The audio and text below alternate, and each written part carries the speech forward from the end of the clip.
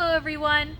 Welcome back to Camp is Where the Heart Is. I'm Kat and I'll be guiding you through our weekly debrief activity. Now, a debrief is something that allows us to formally conclude all the activities we've done this week and reflect on how they affect our feelings, our community, and our faith. So let's get started. The first thing we need is a nice, calm space where we can reflect in peace. I've chosen to be outside, but you can be anywhere that just gives you a sense of peace, a sense of safety, anywhere you're comfortable and anywhere that's nice and quiet. The next thing we need is something to write down on.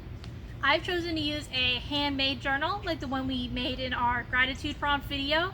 You can just use a blank piece of paper or a journal that you already have. The last thing we need is a handy dandy writing utensil. I'm using a pen, but you can use a pencil, a crayon, or a marker. Anything that you can write with. Now, first thing we're going to do is we're going to take a deep breath and reflect on all the activities we've done throughout the week.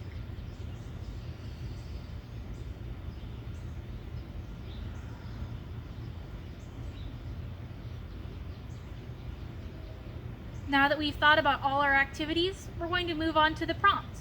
This week's prompt is the rose, thorn, bud prompt. A rose is an example of something that is positive about your week. Something that happened that made you feel really good, that made you feel really happy.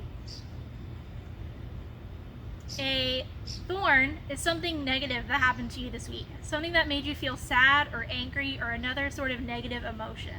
It's important to process these negative emotions. And lastly, our bud is something we want to change for the next week. It can be big or small, but just make sure that your goal is realistic. Again, that's the rose, something positive that happened, the thorn, something negative that happened, and the bud, something you want to change. Think about these three things and how they connect to your emotions, how they connect to your community, and how they connect to your faith. If you want, you can follow the prompt for all three of those things.